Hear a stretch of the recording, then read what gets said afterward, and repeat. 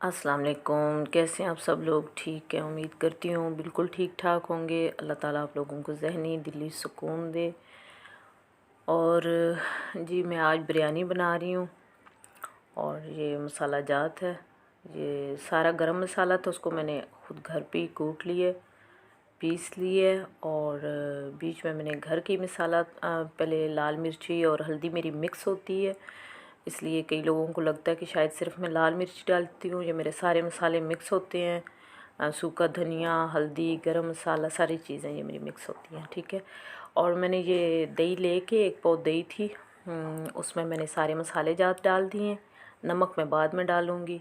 डाल के तो ये मैंने चिकन लिया, ये मैरिनेट करके मैंने आधे पौने घंटे के लिए, इससे ज़्यादा भी रख सकते हैं आप। जैसे आपने सुबह बनानी है तो रात को बना के रख लीजिए, ठीक है, इजी हो जाता है इससे।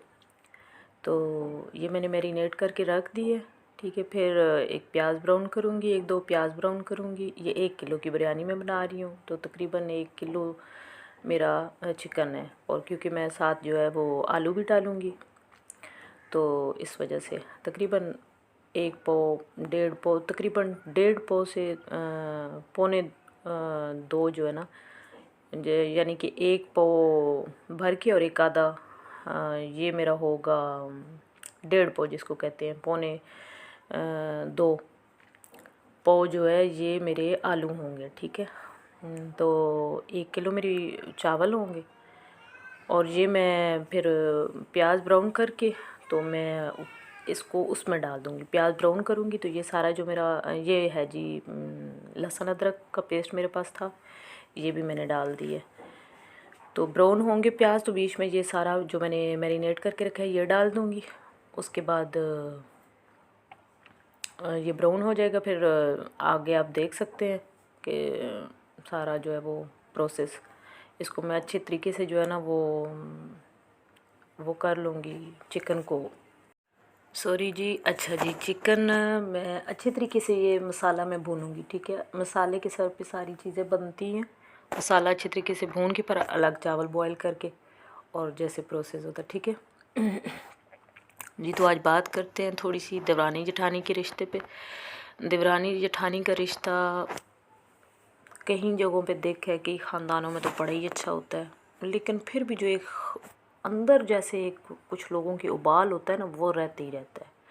बज़ाहिर बहुत अच्छे नज़र आने वाले रिश्ते, पता नहीं क्यों मुझे समझ नहीं आती कि ये देवरानी जेठानी का रिश्ता इतना कड़वा क्यों होता है। बज़ाहिर इतना मीठा बनेंगे कि जैसे पता नहीं हमारे जैसा तो कोई अच्छा हो ही नहीं सकता, लेकिन अंदर से जड़ें काटने वाला ना कुछ लोगों की खसलत में होती है ये चीज़।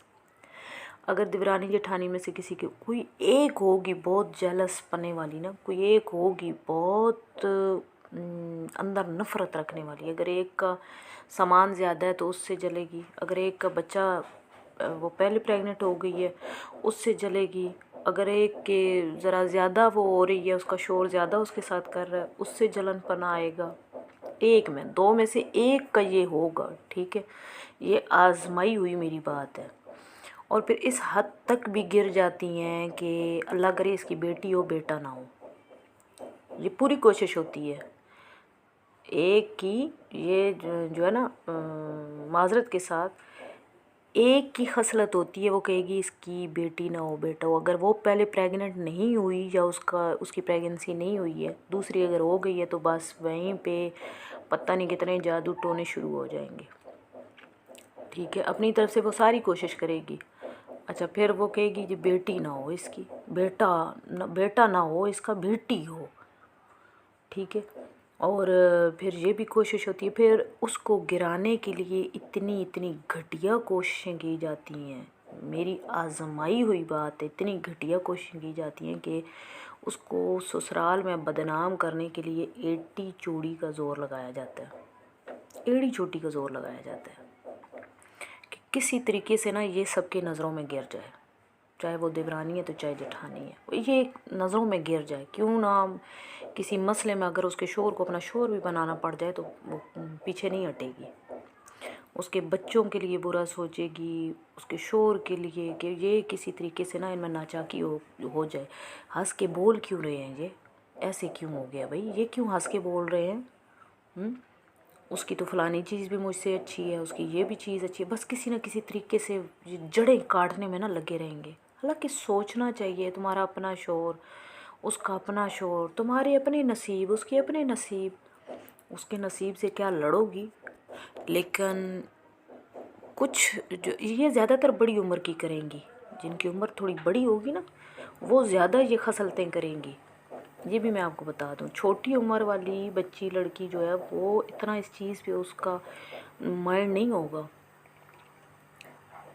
خیر کئی چھوٹی عمر کی بھی بڑی وہ ہوتی ہیں، لیکن جو بڑی ہوتی ہیں وہ ماں باپ کے گھر بیٹھ بیٹھ کے تو کافی عمر وہ کھا چکی ہوتی ہیں، تو ان کو تجربے سارے ہوتے ہیں، ٹھیک ہے نا؟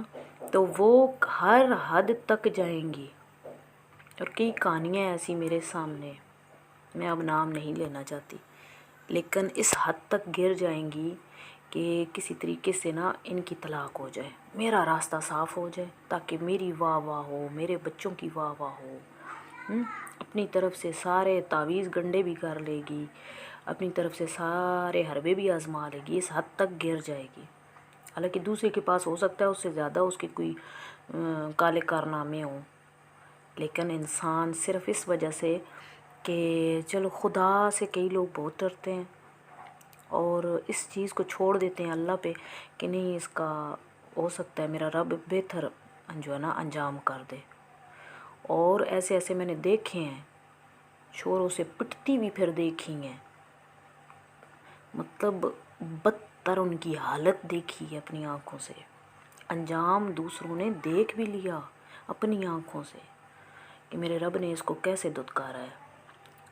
اور وہ اگر اس کا پھیر نیچے آیا ہے نا دوسری کا، تو اللہ نے گھما کے سورج پھر اس کو اوپر کر دیا، کیونکہ میرا رب چاہتا ہے، میرا رب چاہتا ہے کہ تمہاری جو تمہارے اندر کی جو خصلت ہے نا، جو تمہاری برائی ہے، جو تمہارے اندر کا گھمنڈ اور نفرت ہے، وہ تھوڑی دیر کے لیے تو بندہ کہتا ہے کہ نہیں، اس بندے کی بڑی واہ واہ ہوتی ہے، لیکن یہ نہیں پتہ ہوتا کہ اللہ کی رسی کتنی دراز ہے۔ تو اس لیے خدا را میری ان دیورانی جٹھانی کے رشتے میں جو بندی ہوئی عورتیں لڑکیاں ہیں ان سے درخواست ہے اس حد تک نہ گریں کہ دوسرے کی نظر میں کبھی اٹھ ہی نہ سکیں، اور اگر دوسرے کی نظر میں وہ کسی وجہ سے کہ یہ رشتے جو ہے ان سے انسان جو ہے وہ پیچھے نہیں ہٹ سکتا، یہی ہماری ایک اینڈ پہ بات رہ جاتی ہے کہ بھائی ان رشتوں سے انسان جو ہے نا وہ جدا نہیں رہ سکتا، زیادہ دیر ناراض نہیں رہ سکتا، تو اس چیز کو اس کی کمزوری نہ سمجھیں۔ اللہ کی لاٹھی بڑی بے آواز ہے، میرا اللہ جب پھر سورج کا پھرتا ہے نا پھر بڑے بڑوں کی عقل ٹھکانے آ جاتی ہے۔ اس حد تک نہ گریں کہ دوسروں کو اتنی اس کی اپنی نظروں میں اور خاندان کی نظروں میں گرا دیں، اور ایسی کوششوں میں نہ لگی رہیں کہ آپ اپنی نظروں میں ہی گر جائیں۔ اس لیے میرے اللہ کی لاٹھی بڑی بے آواز ہے، اس کی لاٹھی سے ڈرے، اس کے غضب سے اور اس کے قہر سے ڈریں، اور ایسی کوئی کوشش نہیں کریں اور ایسی کوئی بات نہیں کریں کہ جس کا بھگتن آپ کو اگلے جہان میں بھگتنا پڑے۔ یہ تو فانی دنیا ہے، اس میں تو آپ اگر مثال کے طور پہ اگر لوگوں کے دلوں میں، سسرال کے دل میں اس کے لیے نفرتیں، اس کے شوہر کے دل میں اس کے لیے ایسی ایسی کہانیاں بنا کے ڈالیں گی اور نفرتیں ڈالیں گی، وہ بیچاری کیا ہوگا، طلاق ہو جائے گی اس کو۔ لیکن سوچیں کہ وہ جو اگلا جہان آپ نے خود صرف بھگتنا ہے، اس سے کون بچائے گا آپ کو؟ وہاں آپ کی واہ واہ کون کرے گا؟ اس بے قصور کو تو آپ نے طلاق دلوا دی، یا اس کو سب کی نظروں میں نہیں بھی طلاق ہوئی تو سب کی نظروں میں اس کو گرا دیا کہ ساری زندگی کے لیے اس کو اس تہمت پہ یا اس چیز پہ وہ اس کے اوپر ٹھپا لگ جائے، بھائی یہ اتنی بری ہے۔ مطلب آپ نے اپنی چالاکی سے، اپنی عمر سے، اپنے عمر کے تجربے سے اس کو گرا تو دیا سب کی نظروں میں، سسرال میں اپنی واہ واہ بنا لی، اس کے لیے وہ سارے گھٹیا الزام اس کے اوپر لگا کے اس کے لیے گھٹیا باتیں کہہ لی۔ لیکن مجھے یہ بتائیں تھوڑی دیر کے لیے تنہائی میں یہ سوچیں کہ اگلے جہان میں کیا کریں گی آپ لوگ؟ وہاں اپنے قبر میں صرف اپنے اعمال کے سر پہ آپ نے جانا ہے، اور پھر ایسی عورت بے شک اور ایسی لڑکیاں بے شک تہجد، نماز، تسبیحاں دنیا جہان کی کرتی رہیں، وہ قبول نہیں ہے، وہ بالکل قبول نہیں ہوں گی، کیونکہ میرا رب کہتا ہے کہ پہلے جس کے ساتھ کیا ہے برا اس سے معافی مانگو تو میرا رب بھی معافی دیتا ہے۔ اس لیے خدا را ہوش کے ناخن لیں، اور یہ بڑا پیارا رشتہ ہوتا ہے، اس کو اسی طریقے سے پیارے رشتے کی طرح نبھائیں۔ اس کے ساتھ اجازت چاہتی ہوں، اللہ حافظ۔